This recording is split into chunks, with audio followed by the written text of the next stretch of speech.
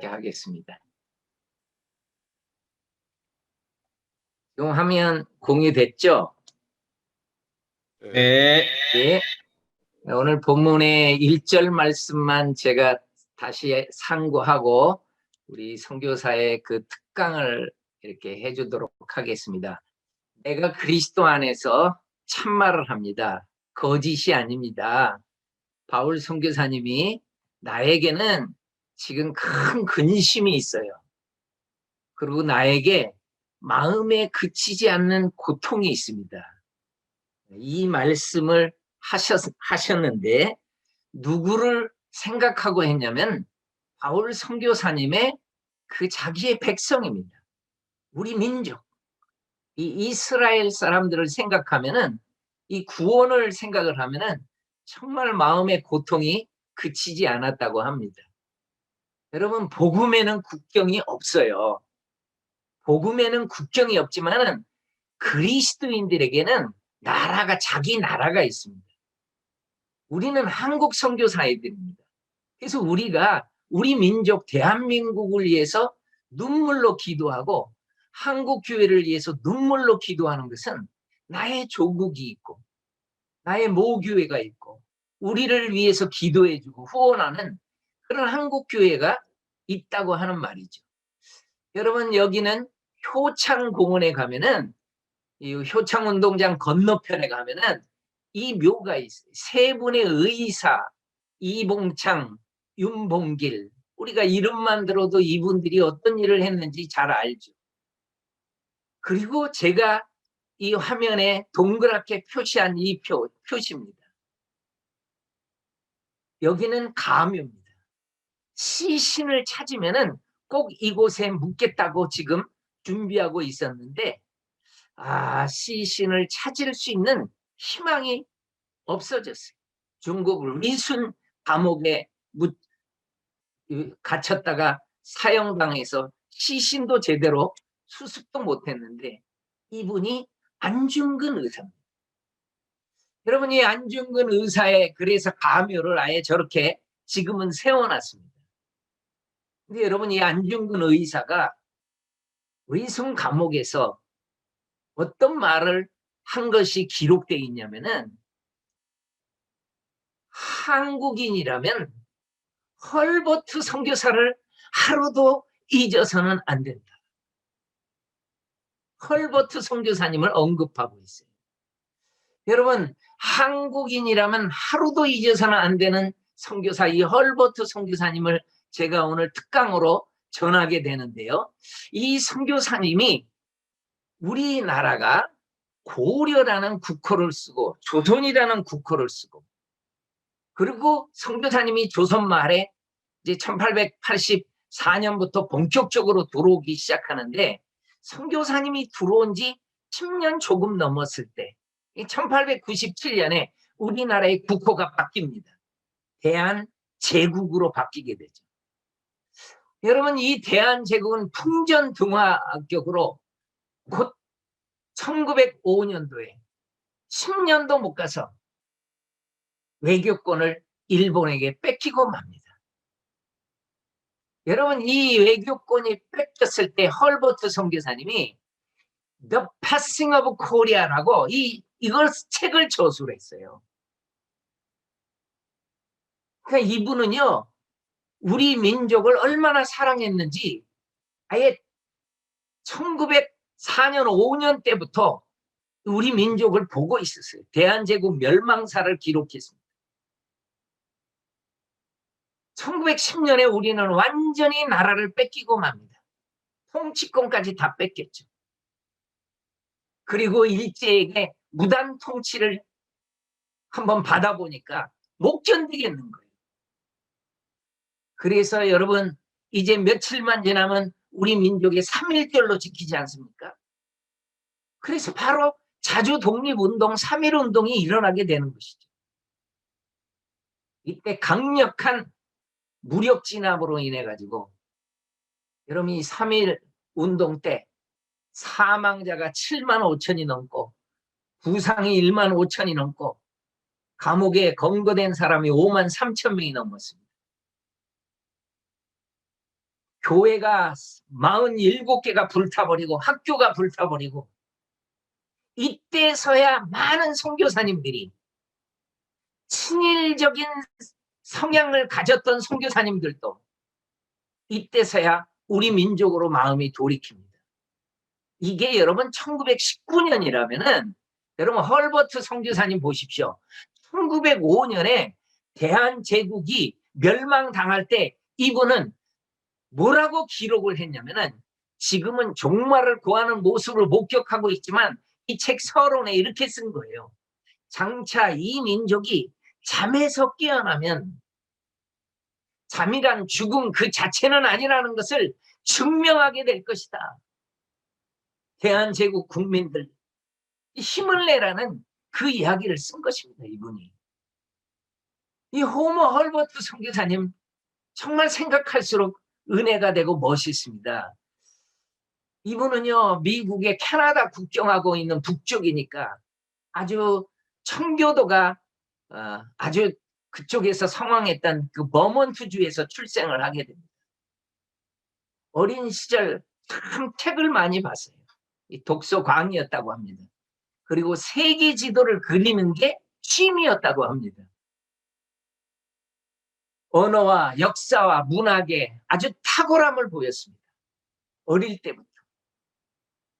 그리고 아버지는 목사였고 이름도 칼뱅입니다. 칼뱅이라는 이름입니다. 청교도 그 집안에서 그렇게 잘 자라게 됐다고 하는 것입니다. 아버지는요 신학 박사로 대학 총장까지 하신 분입니다. 제가 은혜가 되는 분이 어머니였어요. 이 어머니는 어떤 분인가 봤더니 인도 지금의 스리랑카 북쪽의 자프나에서 태어난 메리 엘리자베스입니다. 어머니는 인도에서 태어난 거예요. 왜 그렇겠습니까? 그 아버지가 선교사님이었어요. 부모님이. 헨리 우드워드라는 선교사님의 딸이었던 것입니다. 어머니가. 그리고 아버지는 인도 땅에 묻히는 삶을 다 드렸던 선교사님이니까 어머니는 선교사님의 미셔너리 키즈였어요. 선교사의 자녀였습니다. 어머니가. 미국의 명문대학 중에 하나입니다. 달트마우스라는 대학인데요. 헐버트 선교사님이 이 대학을 나옵니다. 그런데 이 대학의 창립자가 어머니의 선조예요. 그러니까 저는 이분을 봤을 때 이분의 DNA에 선교사의 DNA가 있고 아버지의 목회자가 있고 교육 집안이고 학자 집안이었어요. 이 DNA를 헐버트는 다 타고났습니다. 그리고 그것이 크게 우리나라에서 쓰임을 받더라고요. 유니온 신학교를 다니고 있을 때인데요. 아버지 친구 교육부 장관에게 이 정보가 들려왔는데 한국에 지금 3사람의 교사를 원한다. 그랬더니 이분의 형님은 유니온 신학교 졸업반이었는데 단호하게 나는 안 갑니다. 그런데 이 헐버트는요. 재학 중에요. 학교 중단하고서라도 저는 갑니다. 그랬어요. 미션 마인드가 이분에게 출중했던 것 같아요. 아니 한국 국가가 돈 주면서 한다는데 이 기회를 왜 놓치느냐. 그래서 이분이 새 선교사님들이 3분이 찾아옵니다. 교사로 오는 거죠. 헐버트 길모 벙커입니다. 여러분 벙커 선교사님들 양화진에 묻혀 있는 것을 보면은 길모 선교사 길모 이분만 그냥 미국으로 가서 선교사 활동을 안 했지 3분 중에 2분이 다 선교사로 우리 민족에 드렸던 분입니다. 바로 이 장소가 저 뒤에 인왕산이 보고 옆에 덕수궁이 보이고 지금의 정동에 시립미술관으로 있는 요곳이 바로 유경공원 학원이죠. 그러니까 로얄 칼리지입니다. 이게. 여기에 교사로 지금 와서 헐버트가 가르치는 겁니다. 이분이 우리나라에서 한글을 공부하다가 이 한글이 얼마나 멋있는지 이 민족이 얼마나 뛰어난 민족인지 글을 배우다가 압니다. 여러분 이분이 한 말입니다. 한글과 견줄 문자는 세상 어디에도 없다. 특별히 코리안 알파벳 가운데 가지고 있는 이 포네틱 파워는 정말 놀라운 것이다. 이 포네틱 파워라고 하는 것이 그냥 들리는 대로 다 쓸 수 있는 그 글이라는 것입니다. 여러분, 인도네시아 찌아찌아족에서 한글을 자기네 문자로 받아들입니다. 그대로 쓸 수 있어요. 사팡감, 우리는 뭔지 몰라도 이분들은 그냥 쓸 수 있어요. 이 한글, 이 코리안 알파벳이 놀라운 이런 포네틱 파워가 있다고 하는 것이 이 말입니다. 길거리에 써 있는 길 이름도요, 잘랑, 콤플렉스, 밴디니까 이런 것까지 다 쓸 수 있어요. 꼬꼬대, 깨깨, 꿀꿀 다 쓸 수 있어요, 한글이. 이 선교사님들이 한글 배우다가 우리 민족의 우수성을 발견해요. 이분은요, 한글의 편리성까지 제안합니다. 당시에는 띄어쓰기 없이 그냥 위아래로 세로로 이렇게 읽는 거였는데, 이분이 주장한 게 뭐냐면은 띄어쓰기를 좀 해주십시오. 그리고 컴마를 좀 찍어주십시오. 마침표도 좀 찍어주십시오. 그 제안을 해가지고요, 제발 점찍기 좀 해주시고 띄어쓰기 한다면은 한국 사람들에게도 좋고 우리 포리너들한테는 정말 도움이 될 것입니다. 여러분, 이분이 내한 3년 만에요, 한국에 오신 지 지금 도착한 지 3년 만에 사대부와 백성 모두가 반드시 알아야 할 필독서 3인 필지를 이분이 만듭니다. 그것도 한글로 만듭니다. 한글로. 제가 놀라운 것은 이 3인 필지가요, 우리나라 최초의 한글 교과서예요. 교과서가 있어봐야 한문이었겠죠. 이분은 아예 한글로 만들어요. 한글. 세계 지리, 세계 지식, 문화 이런 것까지 다 포함해가지고 어렸을 때 취미가 세계 지도를 그리는 거여서 몰라도 이분은요, 세계 지도까지 다 그려놓고요. 여러분, 다시 한번 놀라시기 바랍니다. 우리나라에 와서 말을 배우기 시작한 3년 만에 이 책이 나온다는 거예요. 3년 만에. 얼마나 하나님께 받은 은혜가 컸겠습니까? 이분이. 타고난 그런 은혜가 있었던 거죠. 이분은 얼마나 다재다능한지 여동생에서 이렇게 쓴 편지를 여러분이 한번 조금 이렇게 그림을 그려보십시오. 어제 툇마루에 앉아 있는데, 마루에 이렇게 앉아 있는데 그려지죠? 옆집 두 어린이가, 우리 한국 꼬마가 옆집 두 어린이가 큰 노래 하나를 가지고 정말 계속 반복해서 불러대는 바람에 이제 외울 정도가 되었다. 그렇게 글을 씁니다. 그리고 더 놀라운 것은 이 곡이 아리랑이었는데 그 아리랑에서도 문경세제 아리랑이었다. 이분이 정말 다재다능한 게 이 문경세제 아리랑을 꼬마들이 노래한 걸 듣고요, 그대로 체보해 버립니다. 악보로 옮긴다는 거예요. 이거 쉽지 않습니다, 여러분. 여러분, 음악에 달란트가 있는 분 많이 있어도 이렇게 체보로 이렇게 할 수 있는 분은 아마 정말 드물걸요. 저 두 번째 단에 보면은 문경세제 박달나무, 우리도 많이 들어봤잖아요. 문경세제 박달나무, 이겁니다. 이거 문경세제 그분들이 가만히 있겠습니까? 바로 세워버리죠. 이거. 그 헐버트 선교사님이 이게 1896년에 역사상 최초로 서양 음계를 붙인 곡이 바로 문경세제 아리랑이다. 그 문경세제 가면은 이거 돌비에다 이렇게 해놓은 거죠.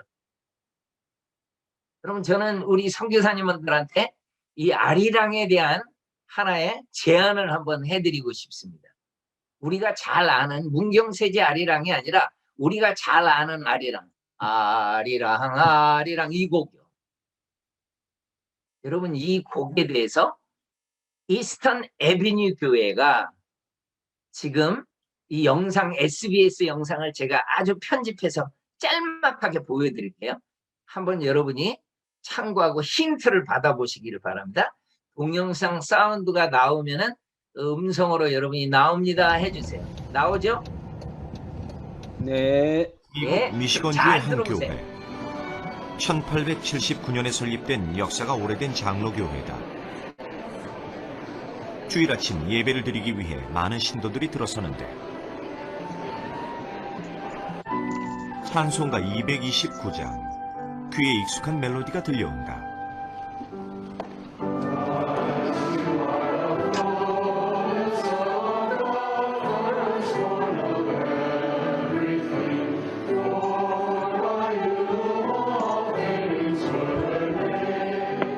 아리랑 멜로디에 성경 구절이 흘러나온다.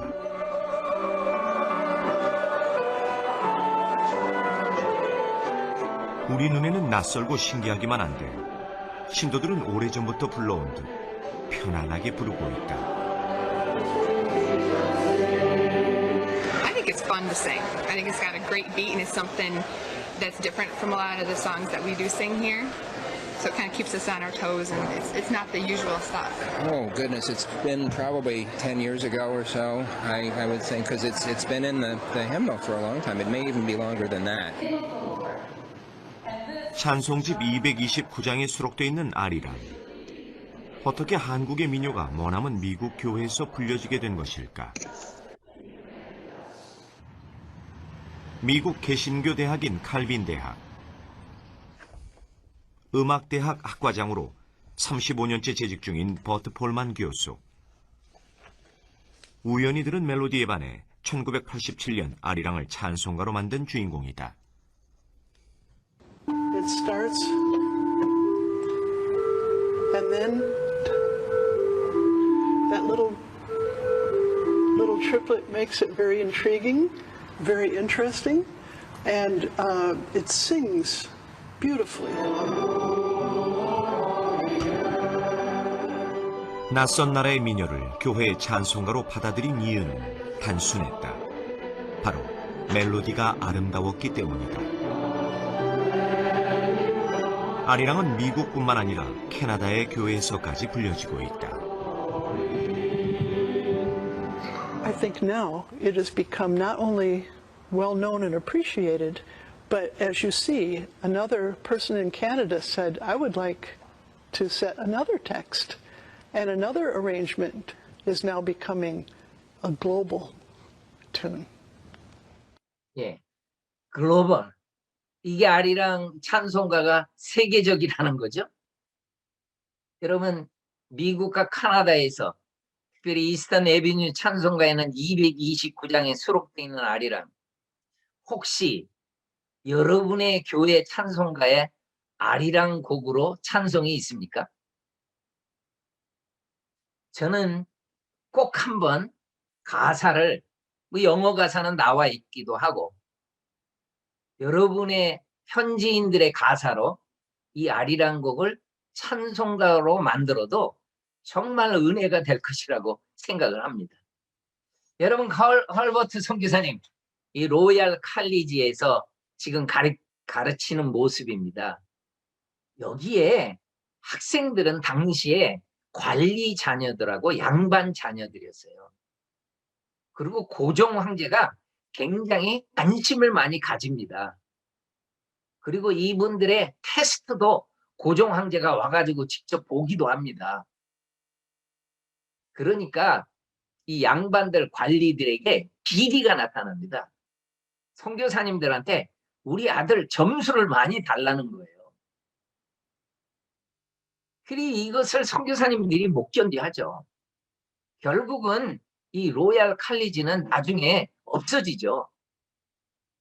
이 헐버트 선교사님도요, 축소 운영이나 이런 걸 보고요, 비리를 보고 사임을 합니다. 그리고 나는 선교사로 와야 되겠다 하는 마음을 간직하고 잘 준비돼서 가는 거죠.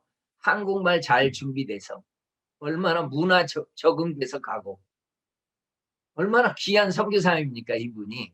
그리고 미국에 1891년에 건너가가지고 메이 한나 약혼녀하고 결혼을 하죠. 그리고 이 헐버트 선교사님이 아주 20대 초반에 한국에 왔을 때 당시에 먼저 와 있던 언더우드 아펜젤러만은 그 당시에 선교사님들을 봤는데요. 이 아펜젤러 선교사님에 대해서 이분이 아주 좋은 평을 하고 있더라고요. 아주 인상 깊었나 봅니다. 내가 만난 그리스도인 중에서 가장 훌륭하신 분이다. 조선 선교사 사회에서 거의 유일하게 완전히 자격을 갖추고 균형적 사고를 하시는 분이시다. 아펜젤러 선교사님하고 좋은 관계가 있었던 것 같습니다. 그리고 아펜젤러 선교사님 안식년 때 헐버트의 자질을 아니까 선교사님 우리와 함께 일해요. 우리 배제학당에서요. 그리고 특별히 산문 출판사를 좀 문서 선교를 좀 담당을 해 주십시오. 그래서 이분이 이거 제안을 받아들여 가지고요. 미국 출판사에서 교육도 받고 신시너티에서 최신 인쇄기를 구입해 가지고 이분이 다시 선교사로 한국에 옵니다. 그래서 많은 분들이 착각을 해요. 이분은 아버지 이름이 칼빈이니까 청교도니까 장로교 선교사로 왔을 거라고 생각을 하는데 아닙니다. 이분은 아펜젤러 선교사님하고 사역을 같이 하기 위해서 감리교 선교사로 재내한합니다. 이분. 그리고 이 메이 한나하고 신혼여행으로 우리나라에 왔는데 이 두 부부를 정말 따뜻하게 맞이해주는 한국분이 한 분이 계셨어요. 이분이 누군가 봤더니 헐버트 선교사님이 총각으로 왔을 때 그 집에서 이 일을 돌봐줬던 도움이었어요. 이분이 다시 온다는 얘기를 듣고 기다린 거예요. 그래서 2년간 기다려가지고 따뜻하게 맞이했어요. 저는 선교사님 집에서 일을 하고 싶습니다. 이 헐버트 선교사님의 이 인격에, 이 사랑에 이분은 참 감동을 받았던 분이에요. 한국분. 한국 사람들 사이에서는 하인이라고 부르겠지만은 이 헐버트 선교사님은 너무 이분을 사랑으로 대해줬어요. 여러분 이 헐버트 선교사님의 가문에 가훈 쪽으로 계속적으로 이어갔던 가훈이 뭐였냐면 인격이 승리보다 중요하다. 어떤 사람은 말빨이 좋아가지고 막 이기기도 하고 그렇잖아요. 그게 아니라는 거예요. 인격이라는 거예요. 인격. 이 캐릭터 중에 이 사랑의 캐릭터가 얼마나 중요한지 모른다는 거죠. 여러분 선교는 사랑에서 출발합니다. 여러분들이 주위에 있는 현지인을 사랑하는 그 사랑은 느껴집니다. 알죠? 저분이 나를 얼마나 사랑하는지 느끼는 겁니다. 이분은 배제학당 안에서 인쇄소가 되어 있었는데 산문 출판사라고. 왜 산문인가 봤더니 한글, 중국어, 영어 세 개 문어로 다 출판할 수 있어서 산문 출판사라고 이름을 지었답니다. 최신 인쇄기가 나오니까 조선 소식 협성의 해보 철로 역정까지 다 만들어냅니다. 여러분 이때 큰 이 인쇄소 때문에 큰 도움을 받았던 사람이 이 필립 제이슨입니다. 제이슨. 이분이 누구냐면은 서재필입니다. 서재필. 이분도 양 아버지처럼 길렀던 분이 영어 이름을 지어준 거예요. 너의 이름에 필자가 들어가니까 필립이라고 하자. 그 제자가 들어가니까 이렇게 불렸던 거예요. 이분도 그리스도인들에게 미국의 크리스찬에게 정말 많은 도움을 받고 공부하고 우리나라의 최초의 의학 박사가 되는 분입니다. 서재필. 이분이 와가지고 바로 하는 것이 독립신문입니다. 우리가 그렇게 교과서에서 봤던 독립신문도 이 헐버트 선교사님과 연결이 있습니다. 영문판이 나올 때 헐버트 선교사님이 전부 다 체크해 줍니다. 배제학당 교사를 하는데 그의 제자 가운데 이승만, 주시경 이분들, 주시경은 그래서 이분이 한글 학자가 됩니다. 이승만도 이분의 제자로서 한평생 이분하고 교제권이 끊이지 않습니다. 명성황후 시해 사건 을미사변이 일어난 후에 이 헐버트 선교사님은 고종 황제가 불안해서 떨고 있을 때 불침번을 서줍니다. 선교사님들이 불침번을 서줘요. 친례를 받죠. 고종 황제. 고종의 음식도 언더우드 선교사님 집에서 다 해가지고 열쇠까지 잠고 가지고 고종에게 갖다 주는 그런 이 조선시대 말의 어려움이죠. 선교사님들을 신뢰했어요. 고종 황제의 특사로 을사늑약을 저지하려고 헐버트 선교사님을 보냅니다. 그리고 한국인 특사로는요, 영어를 잘했던 이승만을 보냅니다. 그래서 고종 황제의 친서까지 정말 잘 간직하고 미국에 건너갔습니다만은, 여러분 우리는 알죠? 1905년에 카스라 테프트 밀약이 있었다는 걸. 일본이 조선을 식민 통치하는 거 묵인하고 필리핀이 미국이 필리핀 통치하는 거 묵인하는 그 밀약이죠. 그렇기 때문에 이분들이 밀사로 특사로 가서도 이룰 수 없습니다. 이분들은 벌써 다 알고 있었어요. 그는 한국에 돌아와서 헤이그 특사를 보냅니다. 자기한테 이목을 다 집중시켜가지고 비밀리로 저 세 분들을 다 헤이그로 보냈던 것이죠. 그러니 안 죽는 의사는 헐버트 선교사님을 참 존경했습니다만은 이분을 정말 두려워하는 사람이 있습니다. 그것이 일본과 이토 히로부미가 가장 헐버트 선교사님을 두려워했었습니다. 그러니까 일본이 계략을 꾸미는 것입니다. 헐버트 선교사님이 한국 땅에 머물지 못하게 하는 거예요. 그러니까 미국하고 정치적으로 해서 미국이 소환하는 형식으로 이 헐버트 선교사님은 우리나라에 못 있습니다. 그래서 미국으로 소환당한 거예요. 있을 수가 없었어요. 일본의 계략 때문에. 그러나 미국에 있으면서도 일본 외교는 속임수가 전부다. 막 각 지역을 다니면서 기고를 하는 거죠. 뭐 뉴욕타임즈에 한국인들은 끝까지 투쟁할 것이다. 만약에 대한제국에서 일본이 평안을 누리려면 한국 사람 다 죽여야 될 것이다. 이분은 정말 한국 사람을 편에서 사역을 하셨더라고요. 그러니까 이 일본 외교하고요, 루즈벨트 대통령, 당시 루즈벨트 대통령을 신랄하게 비판합니다. 여러분 루즈벨트 대통령 하니까 혹시 이 프랭클린 루즈벨트 대통령을 생각했으면 오해했습니다. 아닙니다. 이분 아닙니다. 이분은 2차 대전 때 루즈벨트 대통령이고 그 당시 1900년도 초에는 시어더 루즈벨트. 이분은요 마지막에 시인을 하더라고요. 맞습니다. 제가 한국을 일본에 넘겨줬습니다. 그리고 솔직하게 고백하고 1909년에 돌아가셨습니다. 같이 입을 맞췄던 이토 히로부미는 1909년에 이분도 돌아가시는데 안중근 의사가 돌아가시게 했던 것입니다. 대한제국 밀사로 갔던 이승만 이 청년은 이것이 안 되니까 준비합니다. 공부를 열심히 합니다. 조지 워싱턴 대학에서 학사학위를 받고 하버드 대학에서 석사학위를 받고 1910년에 프린스턴 대학에서 정치학으로 해가지고 이분이 박사학위까지 받습니다.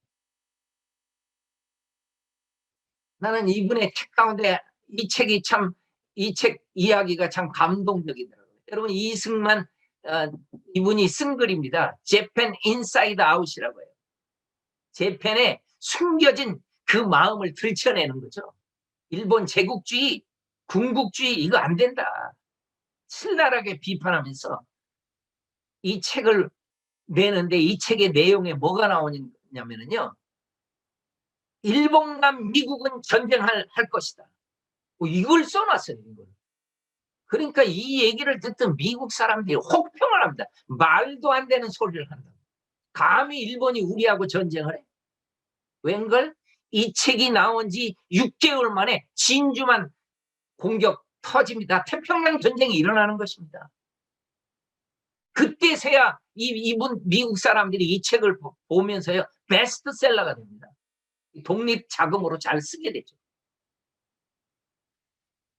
헐버트 선교사님은 한국에는 못 들어오지만 파리 광화에 가가지고 이 김규식 이분을 도와가지고 독립을 호소합니다. 끝까지 우리 민족을 위해서 사역합니다. 그러나 헐버트 선교사는 선교사님이었습니다. 초창기에 감리교 선교사로 와가지고 이 동대문교회 2대 담임 목사님으로 섬깁니다. 이 스크랜턴 선교사님이 세웠던 일대 이 동대문교회에서 2대 담임 목사로 섬기면서 참 많은 사람들한테 큰 도움을 줍니다. 그리고 한국 땅에 왔을 때 여성들에 대한 보호 장치가 전혀 없어가지고 안 되겠다. 여성들을 계명해야 된다. 해가지고요. 이 상동교회에 나오는 이 섭섭이라는 이름을 가졌던 이분에게 이 미리사라는 이름을 이제 세례명으로 주게 되는데요. 이분을 유학을 보내더라고요. 헐버트 선교사님 내가. 그래서 중국과 미국에 유학 가가지고요. 이분이 다시 공부한 다음에 1920년에 조선 여자교육회를 만들고 학교가 시작되는데요. 근화여학교가 시작되더라고요. 근데 일본이요. 이 근자가 무궁화 근자라고 근화라는 이름을 못 쓰게 하는 거예요. 이 무궁화가 이 대한민국의 꽃이라고 못 쓰게 하는 거예요. 그래가지고 이분이 근화여학교 일제가 못 쓰게 하니까 이름을 바꾼 게 독성이더라고요.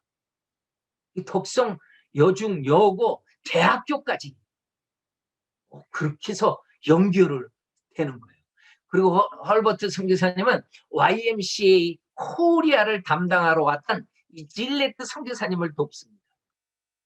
이 질레트 선교사님이 이 헐버트 선교사님을 초대 회장으로 모셔요.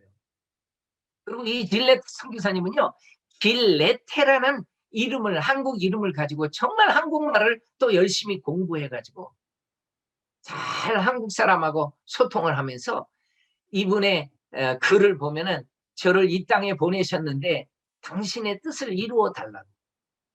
그리고 한국 청년들을 위해서 나의 일생을 바치게 하소서.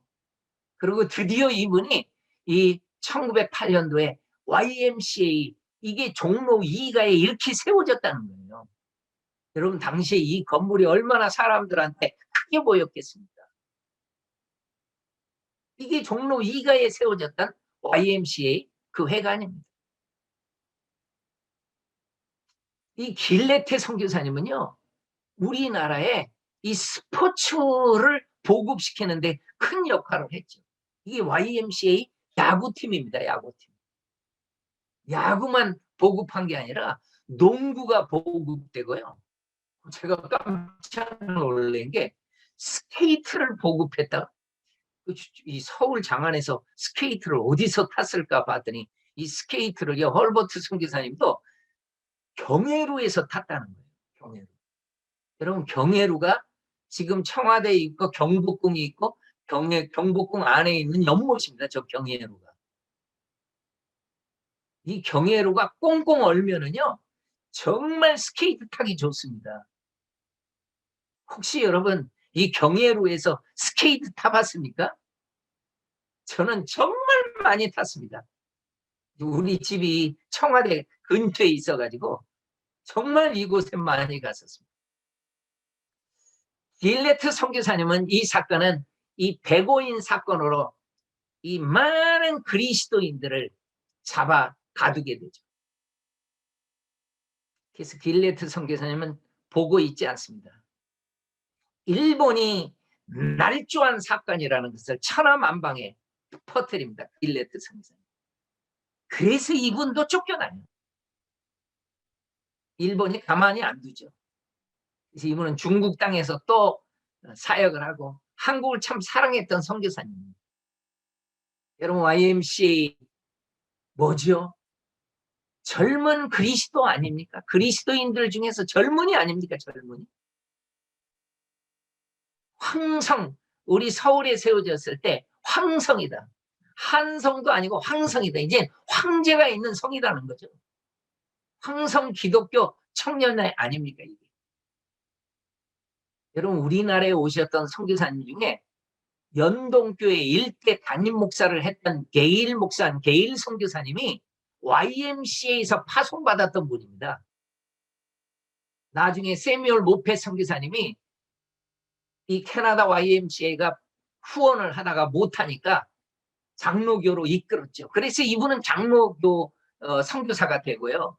하디 선교사님은 감리교 선교사님에서 끕니다. 이 하디 선교사님도 YMCA 파송이었습니다. 그러니까 YMCA는요 초창기에 정말 많은 젊은이들을 선교사로 파송했습니다. 선교단체였습니다. 선교. 우리나라의 YMCA는 이 이상계 이 총무님 아주 유명하게 한성 감옥에서 이승만 만나서 성경책 보급하는 걸 다 받아가지고 예수 믿고요. 그리고 YMCA에서 많은 강연들을 하고 연설을 하고 이분의 에피소드 하나만 소개하면 그렇더라고요. 일본 헌병들이 이렇게 다 노란복 제복이었는데 그래가지고 연설을 할 때 그냥 연설하다가 오늘 또 개나리가 피었네요. 그러면 청중들이 다 웃는답니다. 노란 옷 입은 나리들이 왔다. 그런 내용도 되지만 개 같은 나리들이 왔다. 그래가지고 막 웃었다고 하는 것이. YMCA 지금의 모습은 저렇게 돼 있습니다. 미션에서 벗어나면은 사회 운동으로 가면서 SVM 운동도 YMCA도 다 저렇게 바뀌어버리고 맙니다. 미션을 벗어나면 안 되죠. 목적을 벗어나면. 헐버트 선교사님의 가족도 이렇게 선교사님들하고 사진을 찍었는데 메이 한나 선교사님. 이 선교사님의 자녀들을 한번 보십시오. 이 헐버트 선교사님의 자녀인데 지금 저 아들이 무슨 놀이 하고 있습니까?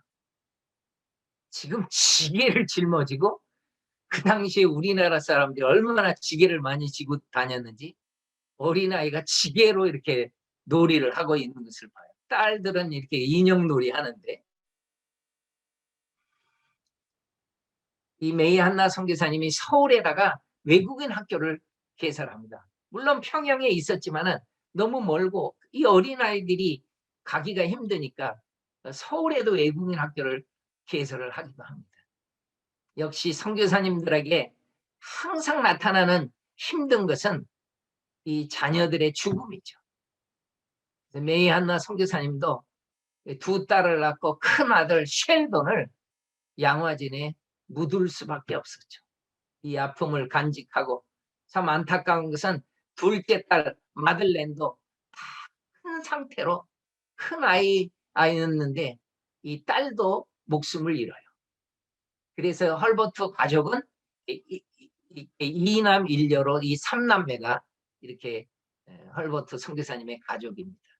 여러분 혹시 이 건물은 무슨 교회인지 바로 이렇게 들어오는 분들이 있죠? 이게 노량진 교회입니다. 여러분 이 노량진 교회가 1906년도에 세워지더라고요. 제가 그래서 한번 홈페이지에 들어가서 봤어요. 들어가서 봤더니 뭐라고 나오냐면은 헐버트 선교사가 최초로 공식 예배를 인도했다. 그래서 이분은 노량진을 자주 가게 됩니다. 물론 언더우드, 이 알렌 클락 이런 분들도 거기 가서 다 이렇게 전하게 됩니다만 헐버트도 자주 가게 돼요. 그러면서 이분이 하나 안 게 있어요. 이 일본 사람들이 노량진에서 그 땅들을요 보상도 별로 주지도 않으면서 땅을 막 몰수해 가는 거예요. 그러니까 이 일본인들이 재산 강탈을 보고만 있을 수 없는 겁니다. 이 헐버트 선교사님이요 한국인들한테 여러분 저한테 1푼에 다 파십시오 재산. 그리고 제가 다시 돌려드릴게요. 그래서 이 재산은요 일본 사람들한테 안 뺏깁니다. 헐버트 선교사님이 그 한국 사람들 편에서 이걸 다 보호해 준 거예요. 여러분, 이분한테 얼마나 많은 사람들이 고마워하겠습니까? 자동적으로 교회는 성장하죠. 아니, 무당들까지 돌아왔다는 기록이 있더라고요. 이분은 무당들한테 뭐 파워 인카운터 안 해도 돌아와요. 놀라운 역사가 일어나죠. 여러분, 이 미국에 소환 후에도요, 전 미국을 다니면서 대한제국 독립을 호소합니다. 특별히 한인들 찾아다니고 유학생들 만나고 도와주고 정말 많이 이 일들을 하죠. 그리고 드디어 45년도에 우리 민족 해방됩니다. 한국 땅을 밟을 수 있지 않습니까? 해방됐습니다. 샌프란시스코에서 배를 타고 꿈에 그리던 한국을 향해서 출발을 했습니다. 당시에 이승만 대통령이 초대한 겁니다. 이분은 잊을 수가 없죠. 이분의 소원대로 나는 웨스트민스터 사원에 묻히는 것보다 한국 땅에 묻히는 것을 원한다. 이분의 말대로 이 선교사님은 1949년 7월 29일 날 한국에 도착해서, 그리고 마지막으로 아펜젤라 선교사님의 딸입니다. 헐버트 선교사님이 이 땅에 왔을 때 아주 갓난하게 해서 막 태어났어요. 여러분, 앨리스 레베카 아펜젤라 이분은요, 1885년 11월 9일이 생일입니다. 저는 이분의 생일을 외웠어요. 하도 많이 이분에 대한 얘기를 하다 보니까 외워졌어요. 그리고 이분은 헐버트는 1886년에 왔으니까 뭐 돌도 안 지날 때부터 봐왔던 거예요. 어려움이 있으면 항상 도왔고, 아버지가 일찍 돌아가시는 바람에 소녀 때 아버지를 잃었으니까 헐버트 선교사님이 정말 잘 돌봐줬거든요. 이 사진이 마지막 사진. 그리고 이 선교사님은 소원대로 한국 땅에 묻힙니다. 그래서 이분의 묘비명에 쓴 것이 I would rather be buried in Korea than in Westminster Abbey. 웨스트민스터에는 리빙스턴 선교사님이 묻혀 있더라고요. 저도 한번 가봤는데 왕들이 묻혀 있고 명예의 전당이라고 하는 것이죠. 나는 그런 곳에 묻히기보다는 한국 땅에 묻히기를 원합니다. 이 선교사님의 사랑이 느껴지지 않습니까? 이승만 대통령이 이 묘비 앞에 서면서 이 선교사님의 모든 기록은 다 기록하는데 이 선교사님의 이름만큼은 내가 기록하겠습니다. 내 친필로 기록하겠습니다. 그리고 너무 국정에 바쁘셔가지고 이 이승만 대통령이 이름을 못 쓰고 돌아가셨더라고요. 그래서 50년 후에 이 헐버트 박사의 묘라고 1999년에 제가 양화전에 갔을 때 이 이름이 없었거든요. 그러니까 99년도부터 이 이름이 써진 거예요. 그 당시에 김대중 대통령이었기 때문에 대통령의 휘호를 받아가지고 썼던 것입니다. 그래서 우리는 많은 한국 분들이 이 선교사님을 어떻게 기억하냐면은 이분의 고백이죠. 나는 1700만 한국인의 권리와 자유를 위해 싸웠으며 한국인들에 대한 사랑은 내 인생의 가장 소중한 가치다. 정말 한국을 사랑했었어요. 그래서 이분이 붙여진 닉네임이 있습니다. 한국인보다 한국을 더 사랑한 선교사였다고. 우리 잠깐 기도하겠습니다. 하나님 아버지, 정말 이 민족을 사랑해서 이 땅을 찾아와서 그 사랑의 고귀한 인격을 가지고 우리 민족을 대하고 이 민족이 그 빼앗기는 나라 빼앗김을 가만히 보고 있을 수 없어서 이 민족 편에서 정말로 많은 일들을 했던 헐버트 선교사님 이야기를 들었습니다. 이 복음의 빚을 진 사랑의 빚을 진 우리 선교사님들이 지금 또 현지인들을 사랑하며 하는 그 영혼들을 위해서 정말 사랑으로 섬기는 우리 선교사님들의 사역들을 축복하여 주시고 그 현지인들이 느낄 수 있는 하늘이 주시는 사랑으로 그들을 사랑할 수 있는 우리 선교사님들 다 되게 도와주세요. 예수님의 이름으로 기도합니다. 아멘.